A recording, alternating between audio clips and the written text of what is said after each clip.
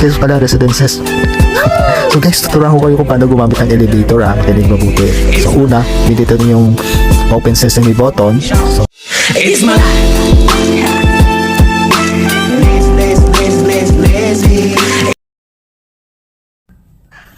hi guys, so yun na nga, I'm here pala sa Mega World Afro East Bacolod City.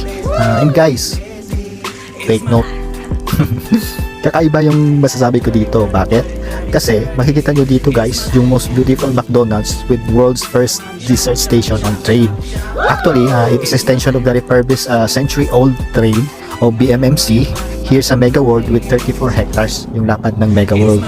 Pero malapit lang ito guys sa NGC, pwede niyang lakarin. So back to me.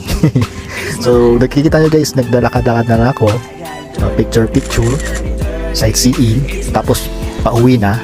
So maglalakad din ako guys pauwi kasi wala na akong budget pa masahe. Kaya baka merong mabait na tao dito, baka bigyan pa ako. Sana nga. Tapos guys, nandito na ako sa Lacson Street sa Jollibee kasi nauwa ako sa kakalakad pero wala akong pambili. So humingi na ako kay ate. Buti lang mabait si ate, so binigyan niya ako with recipe pa, Coke float, good for uhaw saka sa tonsil. Ayan guys, makikita nyo, buti pa yung mga bata, meron chicken joy sila, ako wala na. So eto guys, andito na ako ngayon sa aking tinutuluyan dito sa Century, mali, Cityscapes pala, residences. So guys, tuturuan ko kayo kung paano gumamit ng elevator, makinig mabuti. So una, dito nyo yung open sesame button. So pumasok ka. So pagpasok mo, i-dial mo lang yung phone number nyo tulad ng ginagawa ko. Yan, hindi ba kabisado? So yan. Tapos guys, hintahin nyo yung yung elevator na mag-stop sa desired floor nyo. Ayan. So once na nasa floor na kayo, so sumigaw kayo ng open sesame.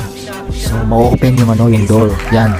And tapos maglakad ka papunta sa room kung saan ka nababagay.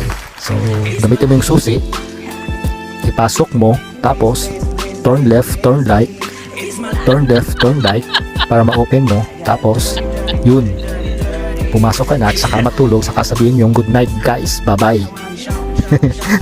Thank you guys.